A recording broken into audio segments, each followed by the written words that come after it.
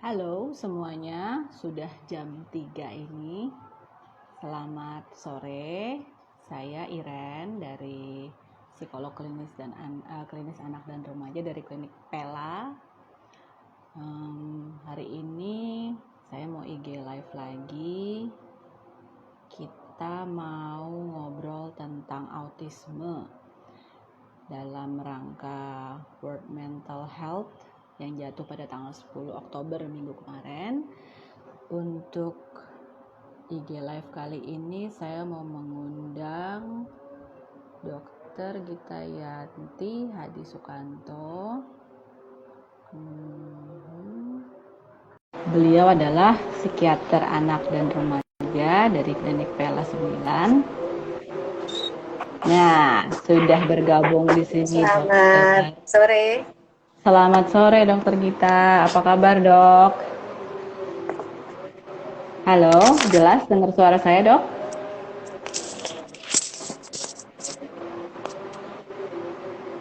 Oke.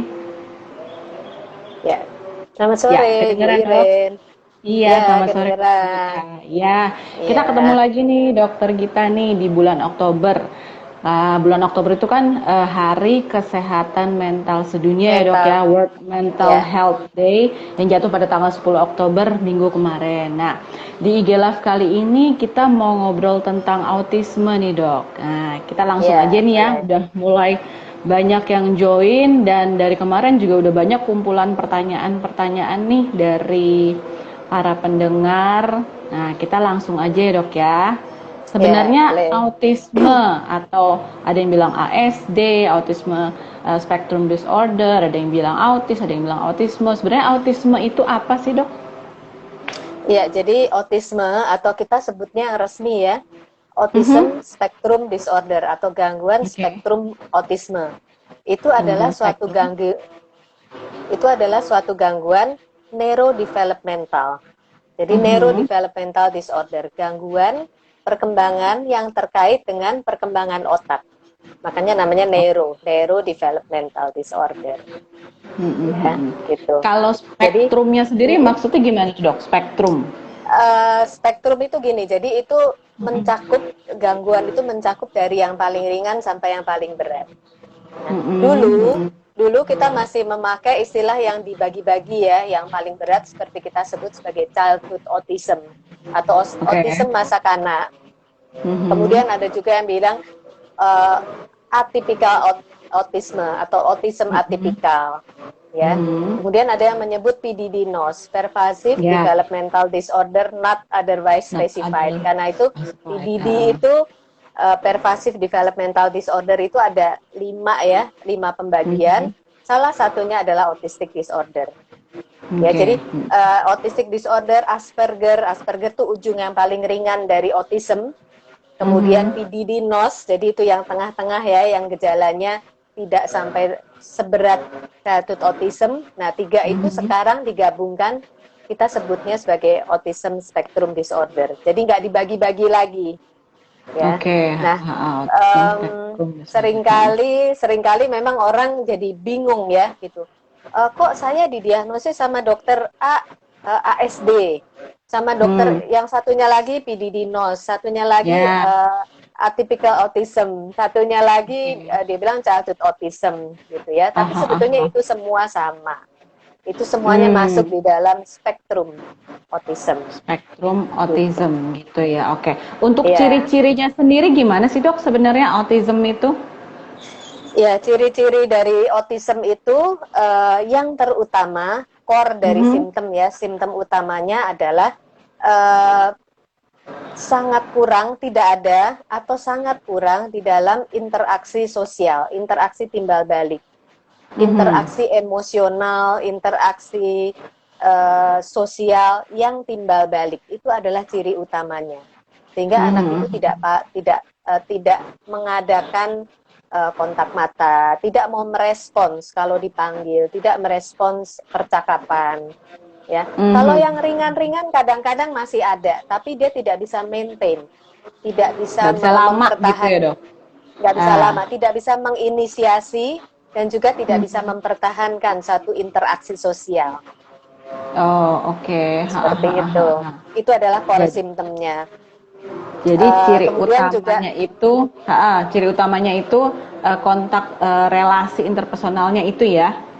iya, interpersonal dan Mm-mm. emosional ya. Kita nggak bisa merasakan apa namanya. Makanya anak-anak seperti ini biasanya wajahnya kan juga ekspresi wajahnya lebih datar, lebih kaku, Mhm. ya. Karena memang Hmm, memang ekspresi emosional itu yang menjadi gangguannya gitu.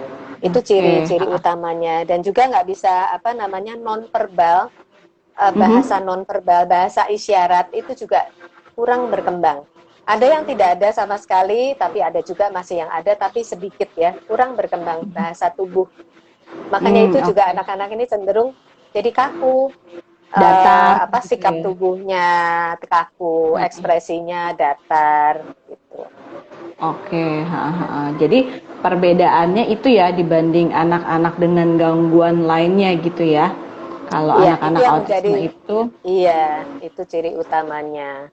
ekspresinya Kemudian, gitu. Mm-mm. iya, kemudian juga masih ada ciri yang lainnya seperti minat yang terbatas.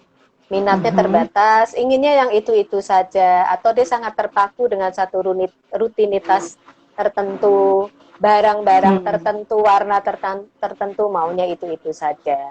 Kemudian juga hipersensitif atau hiposensitif terhadap uh, sensisnya ya, panca inderanya juga juga sensitif atau hipersensitif. Jadi dia kalau terbentur atau terluka kelihatannya kok kurang merasakan rasa sakit. Tapi Hmm. di satu Oke. sisi misalnya dia dengar bunyi-bunyian yang buat kita nggak keras ya, buat Biasa kita tidak aja. menyakitkan, Mm-mm. biasa aja. Tapi buat anak ini kok kelihatannya dia terus nangis atau dia tutup telinga gitu. Ya, nah Berarti ciri utamanya, di satu sisi hiposensitif, di sisi lain malah hypersensitif gitu ya. ya, ya, Oke, seperti itu itu. ciri-ciri utamanya. Oke. Nah, banyak kalau saya di klinik Pela kan kita punya tim tumbuh kembang anak gitu ya. Ketika seorang anak kita diagnosa, oh autisme, ASD gitu ya. Biasanya tuh orang tua Ya. banyak sekali bertanya, ini penyebabnya apa sih autisme ini gitu. Nah, autisme itu sendiri penyebabnya sebetulnya sangat biologis ya. Jadi faktor genetik. Faktor Mhm. genetik itu tidak harus turunan ya. Jadi bisa turunan, bisa juga tidak. Kalau sekarang sih banyak kasus yang tidak ada turunan gitu ya. Karena sekarang banyak Mhm. kasus-kasus yang memang yang lebih ringan gitu. Oke. Yang dulu disebutnya autism atipikal atau PDD-NOS gitu. Ya, jadi Oh, ha. eh, apa namanya? Kan ada yang misalnya oh kayaknya kok kakaknya sudah autism, adiknya juga autism. Nah, itu kita bisa tahu oh kelihatannya ini faktor genetiknya kuat. Tapi ada juga Hmm. yang enggak kan gitu. Semua Mhm. keluarganya oke, tiba-tiba ada satu yang Mhm. muncul autism gitu. Tapi memang itu Oh. faktor gen. Jadi Mhm. gennya itu bisa saja bermutasi. Nah, kenapa bermutasi? Ya kita nggak ada yang tahu ya. Kita nggak bisa jawab juga. Mhm. Kenapa kok dia sampai mutasi? Gitu. Itu faktor Mhm. utamanya. Oke. Kalau Kemudian, suka uh-uh, mhm. Kalau ada yang nanya mungkin misalnya mhm, jadi dilanjutkan dulu gantian. mungkin faktor risikonya Iya iya, oke, heeh. ya. Faktor Nah, resikonya jadi gimana Mas Wendo? Mhm. faktor utama ada itu ya, faktor gen itu ya. Nah, faktor risikonya bisa saja misalnya bukan menjadi penyebab utama ya, karena yang akan saya sebutkan ini tidak semua yang mengalami faktor risiko ini kemudian anaknya menjadi autism. Jadi Mmm. makanya disebutnya bukan faktor penyebab tapi faktor risiko. Jadi misalnya Mhm. infeksi prenatal ya sebelum sebelum Mhm. kelahiran ketika hamil misalnya ada infeksi terutama trimester pertama kehamilan Mhm ya kemudian mhm. ada apa namanya ada bleeding atau misalnya bayi yang Oke. lahir kuning ya Oh, bayi yang heeh lahir heeh. kuning terus bayi yang menelan cairan amnion ya itu semuanya bisa Oh, menjadi faktor risiko tapi nggak semua resiko, gitu. tapi nggak Iya, semua. Oke oke. iya. Nah, kalau ada yang suka bertanya kaitannya dengan vaksinasi, kan ada kan jenis vaksin ini katanya bisa menyebabkan autisme. Nah, kalau yang gitu tuh gimana tuh dokter? Itu enggak ya, itu sebetulnya tahun Mhm. saya rasa mungkin tahun 2000 ya, tahun 2000-an gitu, WHO sendiri sudah menyebutkan bahwa vaksinasi tidak menjadi penyebab autism. Oke, Ya, sudah bahwa jelas ya berarti vaksinasi itu bukan penyebabnya ya. iya, yang ditakutkan kan misalnya vaksinasinya itu mengandung merkuri gitu. Tapi Mercury, itu ya, tapi itu semuanya di bawah ambang batas yang bisa diterima oleh manusia. Jadi vaksinasi tidak menyebabkan autism. Ya, jadi itu sudah dibantah sendiri sama WHO. Tapi setiap kali saya seringkali mendapat lagi ya seperti chat gitu yang menyebutkan itu nanti hilang, setahun 2 tahun hilang, tiba-tiba muncul lagi. Padahal muncul itu sudah lagi. dibantah sejak 20 tahun yang Oke. lalu juga sudah dibantah itu. Berarti tidak usah khawatir memberikan vaksinasi kepada bayi-bayi ya, karena itu sudah Iya, dibantah tidak menyebabkan autisme gitu ya. iya, kan faktornya genetik ya, faktornya kan genetik, Hmm. jadi bukan oleh karena vaksinasi. Nah, kalau deteksi dini gitu ya dok ya. Kalau kita melihat kan namanya ibu-ibu baru kan, apalagi kalau anak pertama kadang-kadang nggak punya pengalaman gitu kan ya. Manggil-manggil anaknya, oh kok anaknya nggak mau melihat atau acuh cuek bilangnya gitu. Nah udah mulai worry nih ya dok ya. Sebenarnya Ya. gimana sih pada usia berapa sebenarnya ASD ini bisa dideteksi dok? Sebetulnya ini namanya kan neurodevelopmental disorder. Jadi ASD itu terjadi 3 tahun pertama dari kehidupan biasanya sudah terlihat gejalanya. Ya, kalau yang berat mungkin bisa saja sejak dari awal dari bayi sudah terlihat. Jadi bayi kan usia 1,5 bulan atau 2 bulan kalau dipanggil sudah merespons tuh, dia tersenyum, dia melihat, dia mau kontak mata. Nah, kalau yang berat biasanya sejak dari bayi itu sudah kelihatan. Jadi kontaknya sangat kurang, tidak ada respons atau sangat kurang responsnya gitu. Nah, kalau ada juga yang namanya tipe regresi ya. Jadi kelihatannya anak-anak ini sudah berkembang cukup baik gitu. Ada perkembangan yang cukup baik, tapi tiba-tiba perkembangan itu seperti terhenti dan kemudian mundur. Apa yang perkembangan yang sudah terjadi atau sudah didapat itu tiba-tiba hilang. Iya. Nah, biasanya terjadi seringkali di usia anak umur 1 tahun 6 bulan atau 18 bulan pada waktu anak diimunisasi campak.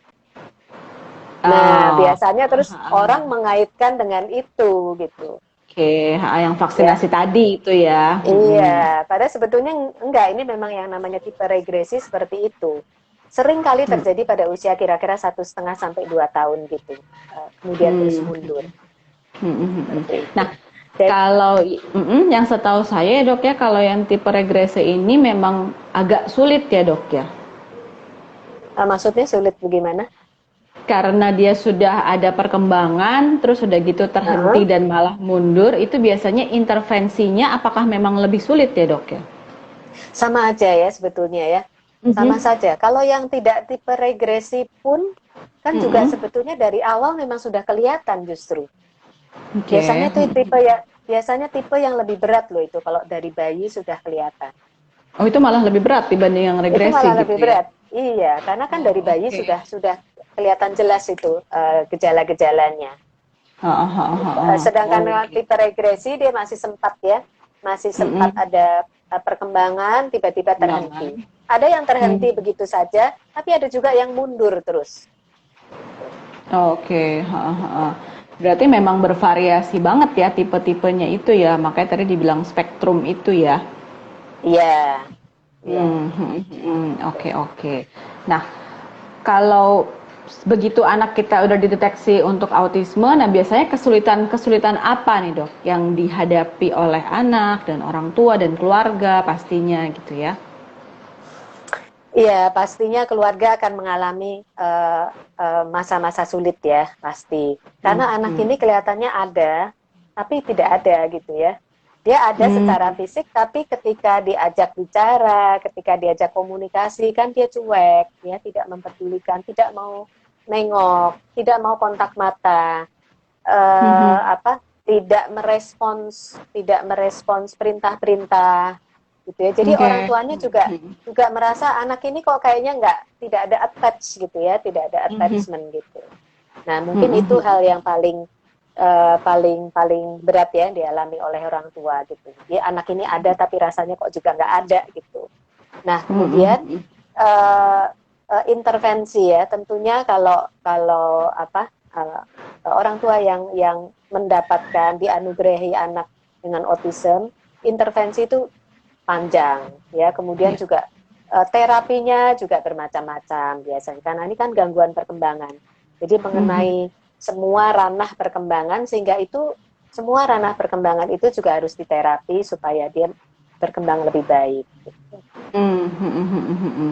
Jadi intervensinya panjang, terapinya banyak gitu ya, dan yang paling berasa sih ya itu yang ada tapi kayak nggak ada gitu ya, karena interaksinya sangat-sangat kurang gitu sama dengan orang-orang lain gitu ya. Oke.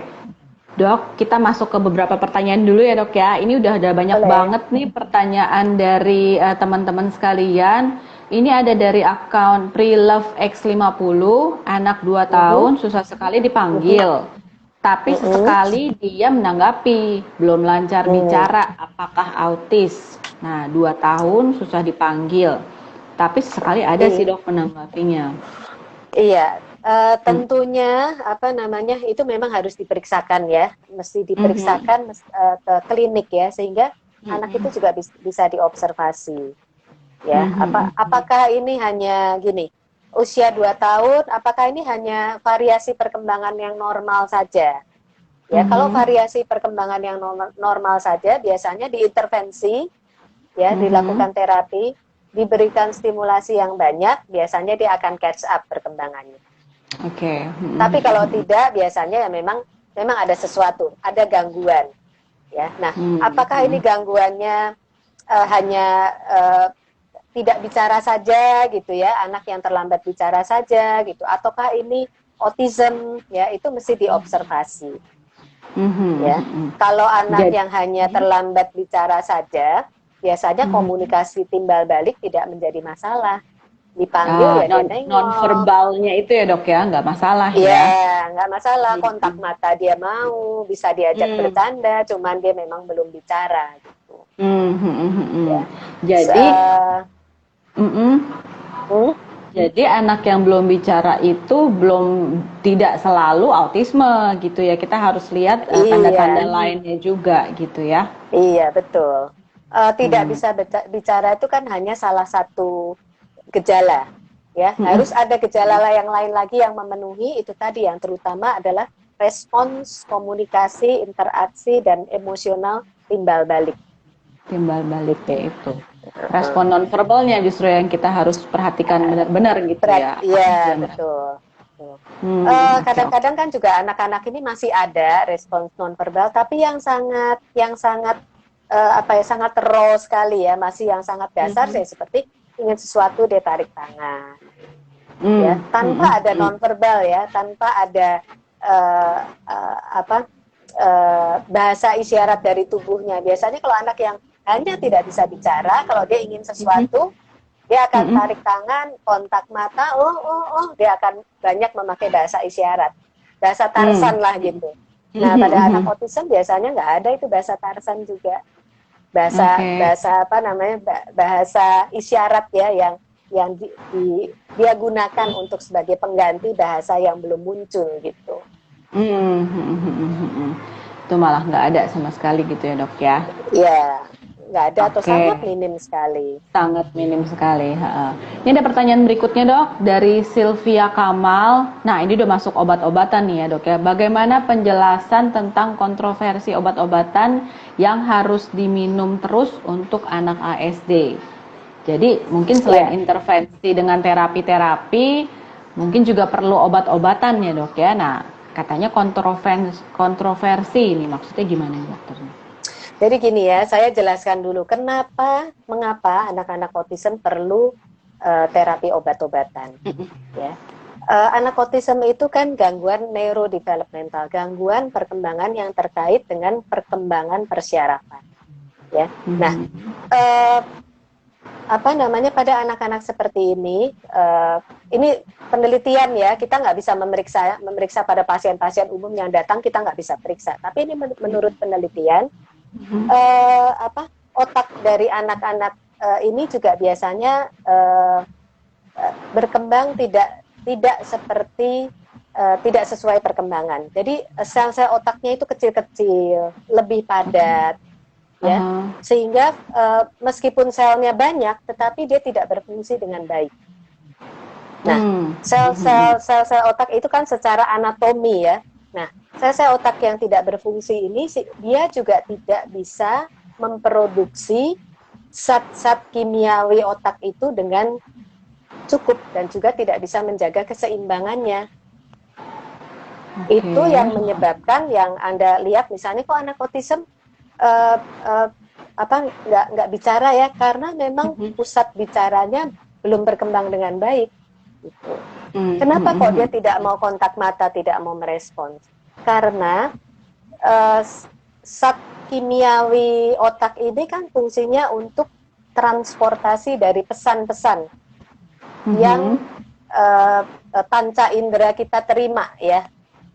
Gitu. Apapun itu, kita mendengar pembicaraan, kita melihat sesuatu, kita merasakan sesuatu, mengecap, membaui, itu adalah ditangkap oleh panca indera kita. Kemudian kita membutuhkan suatu zat kimiawi untuk mengangkut rasa itu ya.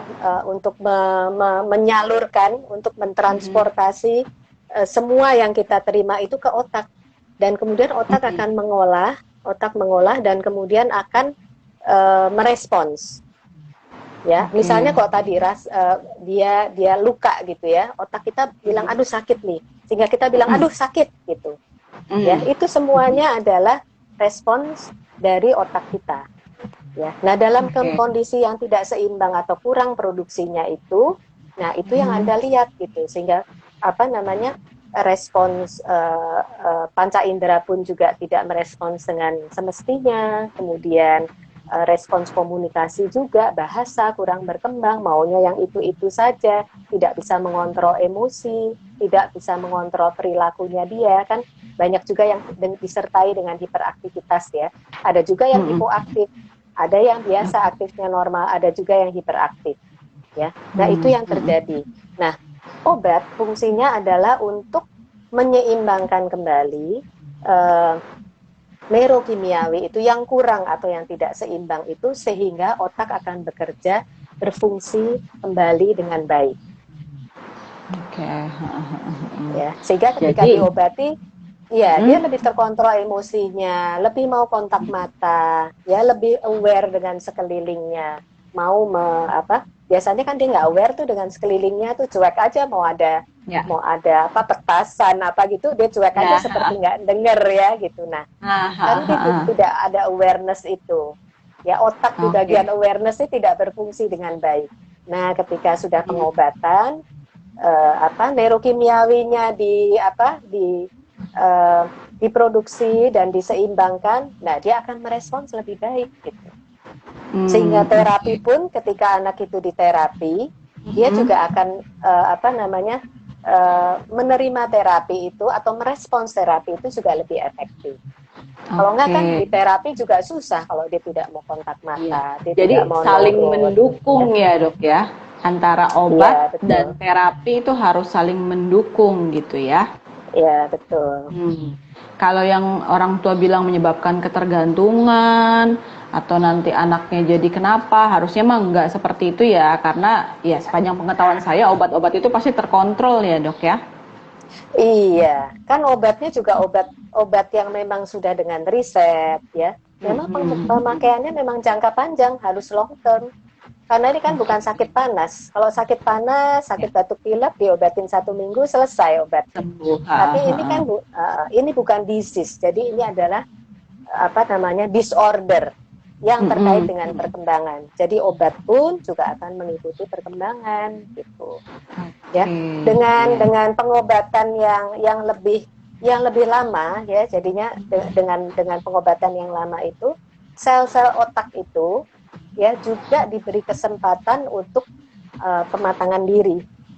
Tapi kalau baru sebentar, terus dia belum sempat matang ini, obatnya dihentikan, ya otaknya nanti juga nggak matang-matang. Jadi salah satu fungsi dari obat itu juga memberi kesempatan kepada otak, ya sel-sel otak untuk pematangan diri. Ya sehingga nanti dia diharapkan dia juga bisa memproduksi sendiri neurokimiawi itu dengan lebih seimbang. Jadi obat itu jangka panjang, tapi akan ada waktunya juga mungkin sudah tidak perlu obat lagi karena ya itu kan sel-sel otaknya sudah matang, sudah bisa memproduksi apa yang dibutuhkan secara natural gitu ya dok ya? Iya betul. Oke, nah baik-baik. Ini ada lagi pertanyaan nih dari Tania Mahisa. Bedanya anak autism dengan anak gangguan sensori. Nah, kalau tadi kan dokter kita jelaskan memang ada beberapa anak autism yang hiposensitif sensori atau malah hipersensitif sensori. Nah, kalau bedanya autism dengan anak gangguan sensori, kalau saya sih nangkapnya lebih ke balik lagi interaksi sosialnya ya dok ya, balik lagi ke situ ya. Iya betul. Dan gini, ada juga anak yang oke, semuanya normal, tapi dia hanya ada gangguan sensorik saja. Ya seperti tadi, dia terlambat bicara. Anak yang terlambat bicara kan belum tentu autism. Ya bisa saja dia hanya terlambat bicara saja, atau anak yang tidak mendengar, misalnya dia tuli, ya tentunya dia juga tidak bisa bisa bicara secara verbal ya gitu. Tapi dia tidak pasti akan meniru bicara ya. Iya. Nah, gangguan sensorik pun begitu. Tidak semua anak yang mengalami gangguan sensorik pasti itu autism. Ya, karena bisa saja dia hanya mengalami gangguan sensori saja.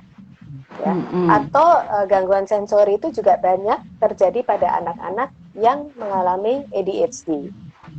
Attention Deficit and Hyperactivity Disorder. Ya, tapi ada juga yang cuma gangguan sensorik aja gitu. Yang lainnya gitu ya, sensorinya aja. Karena itu hanya salah satu gejala saja. Dan gejala utamanya tadi yang saya bilang, ya, core symptom dari autism adalah interaksi, komunikasi, emosional, timbal balik. Yang timbal balik itu ciri utamanya. Nah, makanya untuk meyakinkan memang sebaiknya diperiksakan ke klinik tumbuh kembang aja ya dok ya, supaya bisa diobservasi lebih lanjut. Kalau di klinik Pela, biasanya psikolog anak dan dokter neurologinya itu bersama-sama memeriksa, jadi benar-benar melihat simptom-simptom apa yang muncul, juga mengobservasi anaknya, kita lihat juga semua aspek perkembangannya, perkembangan kognitifnya, motorik kasar, motorik halus, perkembangan verbalnya, semuanya diperiksa, baru nanti bisa menentukan diagnosa apa anak ini kenapa dan apa intervensi yang sebaiknya diberikan supaya perkembangan anak bisa optimal seperti anak-anak seusianya dia. Oke, dokter Gitanya sebentar. Hai dok. Halo. Bisa kedengaran dok? Ya? Iya tadi sempat freeze sebentar. Ya nggak apa-apa, kita lanjut lagi deh dok ya. Nah, baik. Terkait diet dok dari akun di Dina 18, apakah ada makanan yang tidak boleh dimakan buat anak autisme? Ada juga yang tanya nih dari Andi Nino Frianti, sama nih, apa setiap anak autis harus diet? Nah, terkait makanan-makanan, apakah ada pantangan-pantangannya, dok? Oke. Tidak semua anak autism perlu diet. Ya, biasanya yang perlu diet itu yang disertai dengan hiperaktivitas. Karena diet pada autism tidak mengurangi gejala autism. Dia tidak menyembuhkan gejala autism. Ya, tetapi diet membantu mengurangi hiperaktivitasnya. Ya itu. Jadi biasanya kalau anak-anak autism yang sangat aktif, sangat hiperaktif, dengan dilakukan diet itu akan membantu mengurangi hiperaktivitasnya. Gitu. Ya. Biasanya dietnya apa aja sih dok? Biasanya dietnya itu yang utama adalah gluten, tidak boleh harus gluten free. Gluten itu terigu ya, tepung terigu. Ya gitu. Jadi roti, biskuit, mie, spaghetti, burger, ya. Semua yang terbuat dari tepung terigu ya sebaiknya dihindari. Gitu. Tepung yang lain boleh ya, tepung beras, sagu, ubi, singkong itu boleh, tapioka boleh, yang tidak boleh hanya tepung terigu. Semua makanan yang terbuat dari tepung terigu, ya. Kemudian yang kedua adalah kasein, kasein free. Kasein itu adalah protein susu hewani. Jadi protein susu sapi, kambing, domba, semuanya itu mengandung protein yang namanya kasein. Biasanya ini juga akan menimbulkan pada anak-anak autism yang dengan disertai hiperaktivitas, biasanya juga akan menimbulkan lebih aktif, ya. Jadi harus dilakukan diet itu. Jadi susu hewani itu berikut produk turunannya ya, jadi dairies, ya, yogurt, keju, es krim, ya, gitu ya. Es krim, ya. Jadi sebaiknya tidak ya, kalau misalnya itu justru ADHD-nya ya, hyperactivity-nya itu ya. Hiperaktifnya kalau disertai dengan hiperaktivitas. Oke. Nah, ada lagi yang tanya dari account umining_handayani, penanganan untuk diagnosa ASD anaknya usia 5 tahun. Nah, kalau tadi kan kita sudah bicarakan soal medikasi. Nah, kalau intervensi terapi, nah apa aja nih dokter intervensi terapi untuk anak-anak yang didiagnosa ASD? Oh ya, biasanya intervensinya memang sebetulnya banyak ya. Itu ada yang namanya sensori integrasi, terapi okupasi, terapi bicara, terapi ortopedagogik, psikososial skill terapi, ya. Nah, tapi tergantung dari usianya. Misalnya anak-anak ini yang usia di bawah 3 tahun dan belum berujar sama sekali, belum paham perintah-perintah, ya, masih nggak ngerti ini diperintah, masih nggak ngerti. Apa namanya? Biasanya yang perlu dilakukan adalah terapi perilaku dulu. Karena terapi perilaku itu akan membangun pemahaman anak dan supaya anak juga lebih patuh. Jadi pemahaman dasarnya harus ada dulu supaya dia bisa mengikuti terapi yang lain. Nah, seringkali orang tua kan, kok saya nggak di terapi bicara, padahal saya datang ke sini karena anak saya terlambat bicara, karena anak saya nggak bicara, kok malah nggak di terapi bicara? Iya, saya selalu jelaskan, terapi bicara itu paling susah. Gitu. Biasanya anak juga akan menolak, karena memang gangguan utamanya kan itu ya, bicara itu kan nggak mau kan. Jadi terapi bicara biasanya nanti setelah perilakunya lebih baik, dia lebih paham, gitu ya. Dan kalau misalnya dia masih aktif sekali, itu masih belum aware, dia tidak aktif tapi belum aware dengan sekelilingnya, itu juga perlu diterapi sensori integrasi biar untuk membangun awareness-nya integrasi dulu, ya. Iya, untuk membangun awareness-nya itu. Nah, baru nanti kalau setelah sudah itu lebih baik, baru kita beranjak ke terapi yang mungkin bukan lebih sulit ya, tapi yang memang tahapan berikutnya, lanjutan ya, tahapan lanjutan. Makanya ini penting sekali ya dok untuk diperiksakan ke profesional ya, supaya kita tahu jenjangnya ya. Saya juga ya, seperti pemahaman saya, terapi itu nggak bisa, kita mau anak kita bicara langsung terapi bicara, tapi ada tahapannya. Seperti anak, kita nggak bisa paksa langsung berlari, tapi merangkak dulu, terus berjalan, baru berlari. Jadi ada tahapan-tahapannya. Kalau tahap yang bawah aja belum ajak, ya kita mesti mulai dari tahap yang paling bawah gitu ya. Iya, yang paling dasar, yang paling fondasi dulu. Yang paling dasar, fondasinya dulu. Oke. Jadi memang cukup banyak terapi-terapinya dan sebaiknya juga dilakukan medikasi supaya itu saling membantu ya. Iya, betul. Dan terapi gini juga ya, terapi juga gini. Kadang-kadang orang tua menyerahkan semuanya kepada terapis atau tempat terapi. Ya, nggak bisa seperti itu sebetulnya. Karena terapi kan paling satu sesi hanya 1 jam. Ya, betul. Ya, paling tidak anak misalnya kalau ada yang mau mengambil 2 sesi, paling ya 2 sesi ya. Kalau sampai 3 sesi biasanya anak kecapean. Ya, nah, 22 jam yang lainnya kan anak itu di rumah ya. Jadi orang tua juga harus ikut terlibat. Tidak bisa orang tua hanya menyerahkan kepada terapis. Intinya orang tua wajib terlibat.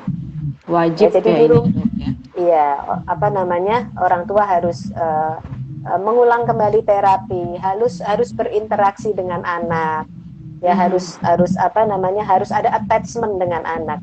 Memang anaknya cuek, attachment itu akan sulit ya, tapi itu yang memang itu yang harus dilakukan. Semakin susah anak itu attach, semakin usaha dari kita untuk apa namanya, meraih anak ini supaya ada attachment, itu ya harus semakin besar gitu. Semakin besar lagi, oke.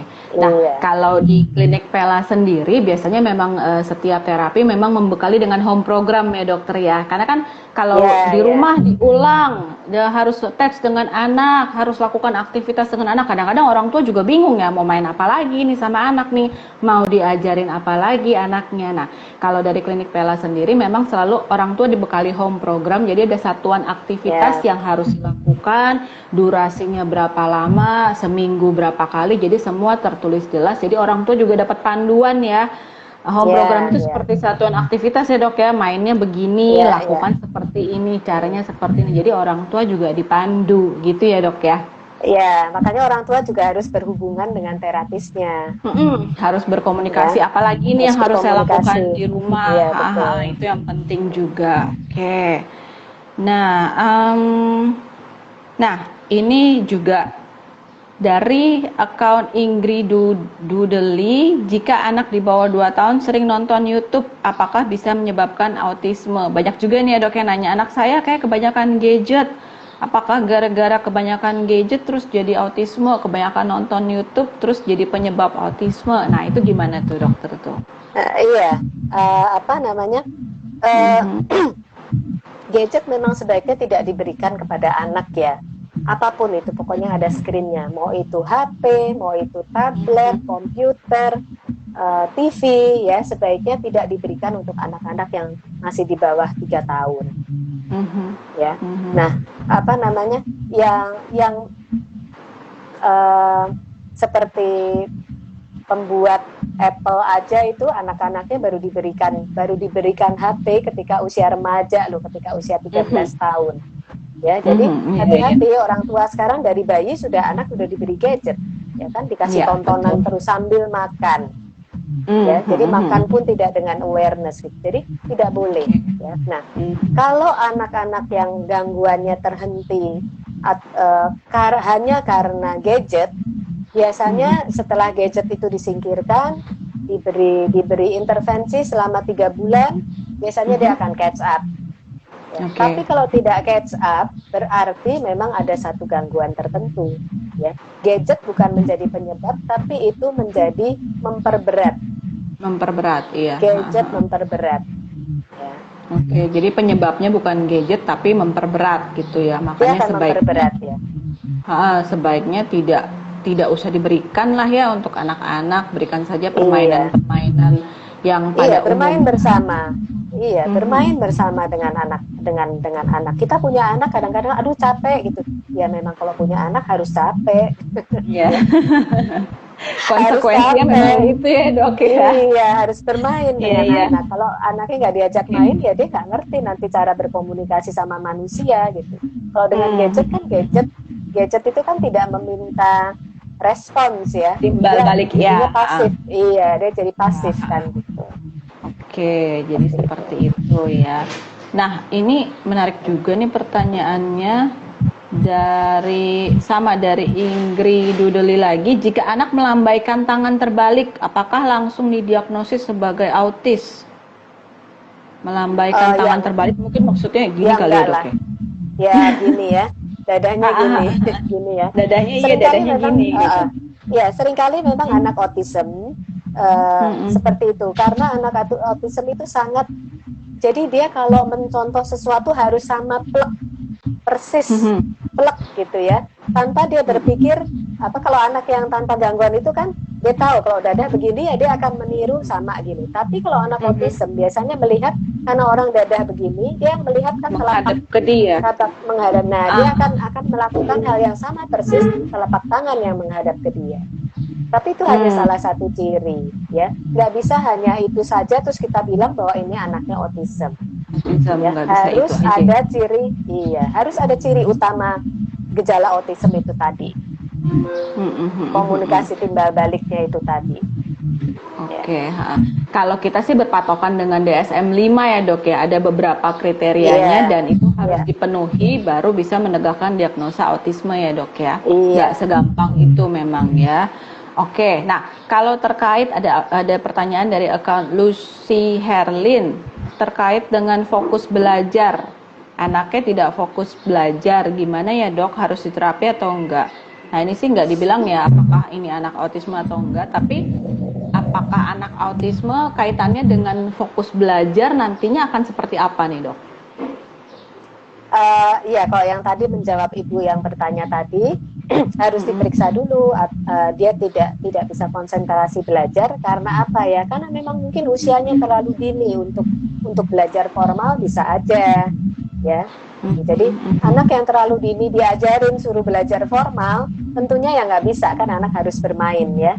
Nah, iya, betul. Kedua, apakah ini inatensinya atau tidak bisa fokusnya karena memang mungkin autism bisa saja, atau mungkin juga bagian dari ADHD bisa saja, atau bagian juga dari anak yang terganggu sensoriknya, ya, anak yang sensory integration disorder bisa aja ya. Ada juga yang bilang SPD ya, sensory processing disorder. Itu juga bisa membuat anak sulit konsentrasi. Tapi tentunya kembali harus diperiksa dulu, harus diobservasi dulu, ya, untuk menentukan anak ini kenapa, sehingga terapinya kita bisa tahu terapi yang tepat untuk anak ini apa gitu. Ya. Jadi tapi kenapa memang pada dulu? Anak, iya. Kenapa dulu baru terapinya apa? Iya, tapi memang pada anak autism memang seringkali konsentrasi itu kurang. Nah, itu karena awareness-nya juga kurang. Ya, pertama karena awareness-nya juga kurang. Kedua juga karena itu memang di bagian otak ya, itu namanya fungsi eksekutif ya. Fungsi eksekutif itu termasuk itu konsentrasi, menganalisis, ya, mengolah kembali informasi yang datang. Nah, dia biasanya memang tidak bisa konsentrasi. Seringkali dalam konsentrasi gitu. Iya. Tapi tidak inatensi itu tidak semata-mata milik gangguan autism saja. Ya. Jadi beberapa gangguan yang lain juga bisa menimbulkan anak menjadi inatensi. Makanya sekali lagi memang pentingnya diperiksa dulu karena kadang-kadang juga overlapping ya. Kok kelihatannya seperti ini tapi kelihatannya seperti yang lain. Jadi yang mana ini ya? Memang baiknya diperiksa secara menyeluruh supaya tahu pasti diagnosanya seperti ini, lalu intervensi yang harus dilakukan adalah seperti ini gitu ya. Kalau untuk kan ada yang bilang autisme nonverbal gitu ya dok ya. Ada istilah yang seperti itu ya, autisme nonverbal. Nah kalau autisme nonverbal itu maksudnya gimana sih dok? Yang nonverbal itu artinya yang memang bicara itu tidak berkembang ya. Gitu. Jadi sampai usia 6 tahun kok perkembangan bicaranya nggak ada sama sekali gitu. Nah biasanya kalau anak sudah memang usianya 6 tahun dan tidak ada sama sekali kata yang muncul, atau mungkin munculnya hanya 1-2 kata saja, ya susah sekali, itu pun sulit sekali gitu ya, tidak untuk berkomunikasi juga gitu. Nah biasanya itu termasuk jenisnya nonverbal. Jadi dia bahasa memang tidak berkembang ya. Jadi otak bahasanya memang kelihatannya tidak berkembang gitu. Jadi ya kalau misalnya yang jenis yang nonverbal seperti itu nanti diajarinnya lewat gambar atau lewat tulisan gitu. Ya, jadi berkomunikasi juga tapi tidak dengan bicara gitu ya dok? Iya. Kalau dia membutuhkan sesuatu dia memberikan nulis kalau bisa nulis, atau kasih lihat gambar gitu maksudnya dok? Iya, jadi dilatih dengan cara berkomunikasi yang lain selain verbal. Jadi kuncinya tetap berkomunikasi tapi tidak dengan verbal, dengan cara-cara yang lainnya gitu. Iya. Oke. Baik. Nah, ini juga ada beberapa pertanyaan langsung nih dari akun Yuri Naika. Anak saya, Oh iya, silakan dok. Anak saya belum ngomong, cuma disuspek ASD, tapi kok rasanya tidak ya dok? Karena ini tanda-tanda yang dokter sampaikan tidak seperti seperti yang ada di anak saya. Ngomong, tapi ini nggak ditulis ya usianya berapa, cuma katanya suspek ASD. Tapi ibunya sendiri kayak meragukan, tanda-tandanya tidak seperti yang dokter sampaikan. Mungkin Oke, mungkin perlu diperiksakan lagi ya, apakah ibu tadi diagnosis itu didapat dari apa ya? Dari pemeriksaan yang memang pemeriksaan di tumbuh kembang yang lengkap atau tidak gitu ya. Nah, mungkin saya rasa perlu diobservasi kembali untuk mendapatkan kepastian diagnosisnya. Ya. Iya, baru nanti tentukan intervensinya seperti apa gitu ya. Iya, iya. Karena tadi kan juga bisa saja tadi ya. Oh, karena anaknya hanya karena kurang stimulasi. Ya, kita kan perlu observasi juga, ya. Dikasih stimulasi dulu yang kaya gitu. Setelah stimulasi yang kaya kok kelihatannya selama 3-4 bulan kok kelihatannya memang nggak berkembang ya. Nah, mungkin kita harus memeriksa ulang lagi anak ini. Ya. Oke. Nah, di klinik Pela sendiri memang penting untuk follow up ya, selalu setiap 3 bulan. Tadi kan dokter juga bilang kita simulasi dulu 3 bulan. Setelah 3 bulan kita evaluasi lagi nih, kita follow up lagi perkembangannya gimana, apakah ada perkembangan atau kalaupun kadang-kadang suka gini, kadang-kadang ada orang tua, kayaknya udah 3 bulan belum ada perkembangan, tunggu dulu deh berapa bulan lagi gitu ya dok ya. Suka sayang nanti gitu, perkembangan. Iya, sering. Jadi sayang kalau waktunya. Kalau memang sudah 3 bulan ternyata belum ada perkembangan, tentu kita harus mengubah kan ya. Apa nih intervensinya yang lebih cocok lagi untuk dia. Jadi jangan ditunda sampai tunggu perkembangan. Tapi kalau memang sudah 3 bulan, yuk follow up aja gitu supaya kita lihat apalagi nih yang diperlukan, apalagi yang perlu diubah, mungkin perlu ditambah atau perlu dikurangi dulu gitu ya dok ya. Betul. Iya betul. Karena kalau enggak nanti sayang waktunya terbuang, perkembangan anak itu kan berjalan terus ya, usia anak berjalan terus, tidak bisa menunggu gitu.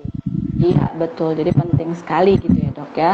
Iya. Nah ada lagi yang tanya nih, akun Anissa Sintarini, saya merasa ada yang salah dengan anak saya karena suka bermain roda mobil dan stroller, gibas-gibas kepala, kadang benturin kepala. Nah biasanya sih kalau anak-anak autisme kadang-kadang suka memainkan mainan tapi tidak semestinya, misalnya mobil tapi malah yang dimainkan rodanya gitu ya dok ya. Iya betul.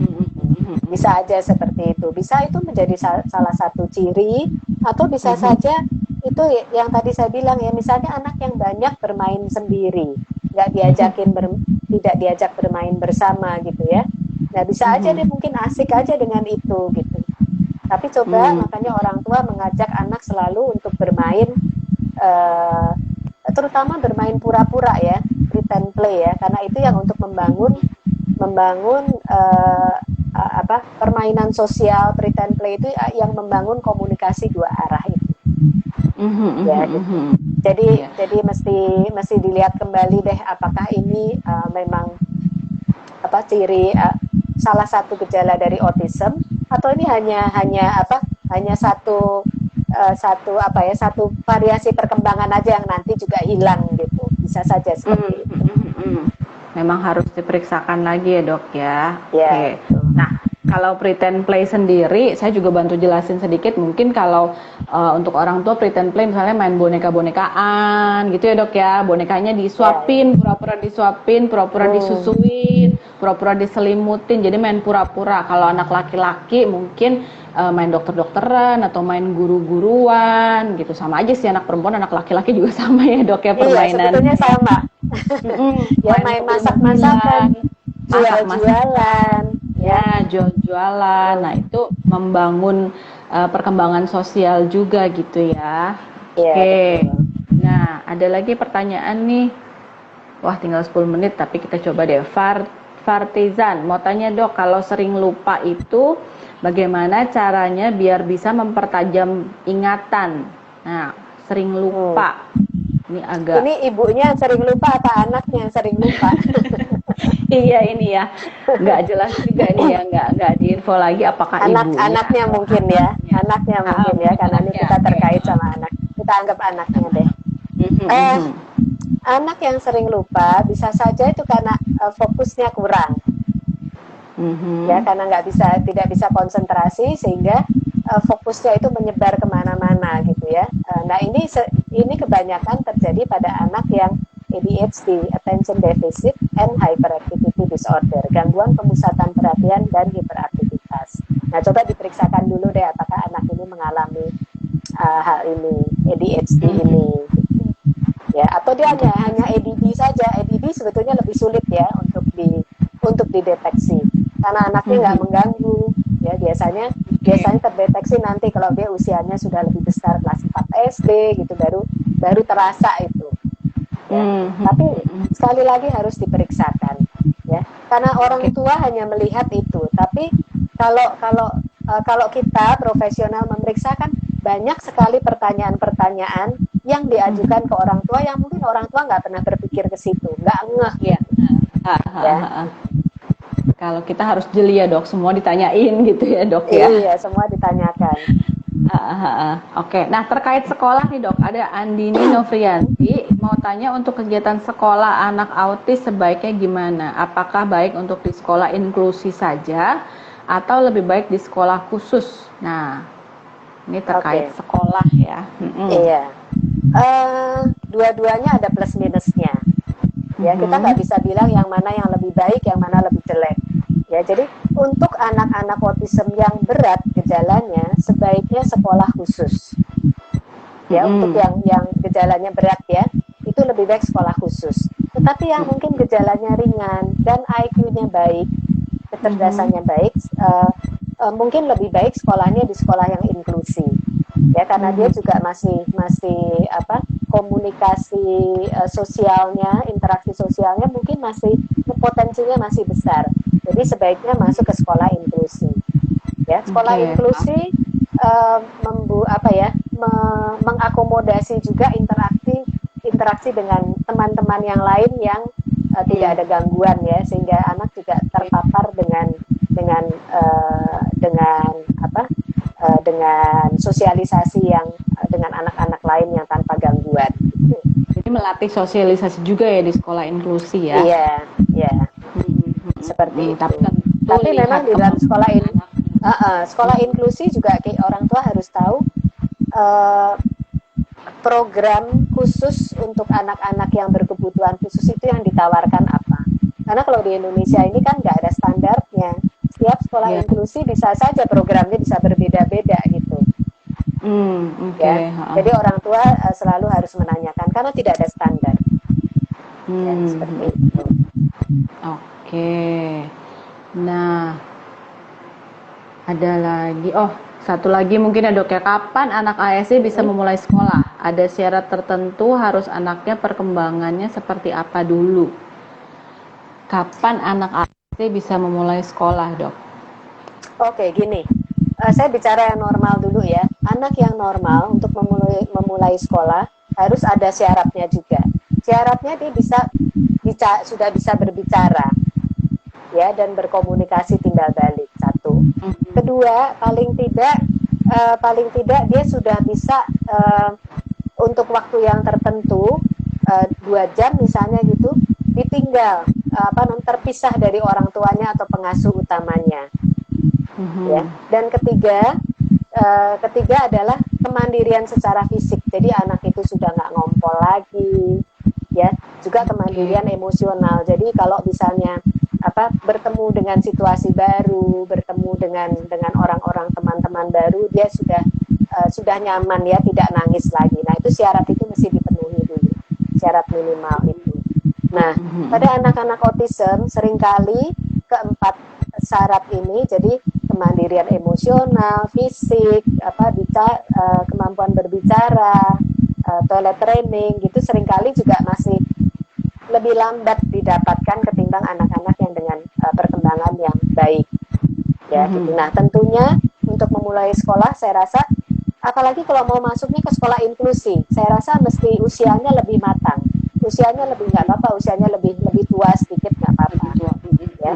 Tapi sekarang ini juga banyak sekolah-sekolah yang menerima anak-anak kebutuhan khusus kan. Misalnya menerima anak-anak kebutuhan khusus di usia 3 atau 4 tahun, kalau mau dimasukkan ya nggak apa-apa. Ya, asal memang asal memang orang tua tahu bahwa anak itu diberikan program, memang ada programnya gitu ya. Paling tidak guru-gurunya tahu bagaimana cara menangani anak-anak ini gitu. Karena seringkali anak-anak ini kan masih ada tantrum ya, itu kan mesti diatasi sendiri. Ya, jadi seperti itu. Dan berarti sekolah bukan berpatokan pada usia ya dok ya. Kadang-kadang kan, oh anaknya udah 4 tahun ini harus sekolah. Padahal kalau kita lihat perkembangannya sendiri, oh bicaranya mungkin belum sesuai dengan usianya. Nah, memang sebaiknya perkembangan bicaranya dibenahi dulu ya, supaya tidak mengalami masalah ketika sekolah. Jadi berpatokan pada anak. Tapi kalau anak-anak yang misalnya bukan autism, hanya terlambat bicara, kalau mau disekolahkan misalnya playgroup gitu, sebetulnya nggak apa-apa ya. Untuk membangun dia sosialisasi, biasanya ngomongnya juga terus jadi lebih terekspos ya dengan sosialisasi, lebih terekspos dengan bicara, sehingga perkembangan bicaranya biasanya juga akan lebih terstimulasi gitu. Tapi kalau untuk yang autism mungkin mesti menunda dulu. Ya, yang dengan autism lebih baik terapi dulu untuk dibenahi dulu bicaranya, kemandiriannya. Baru kalau itu syarat-syarat itu syarat minimal itu sudah terpenuhi, baru mungkin ke sekolah yang lebih formal. Jadi fokusnya lebih ke terapinya dulu untuk anak-anak autism, baru nanti sekolah formalnya. Oke. Wah, kita tinggal 3 menit lagi dok.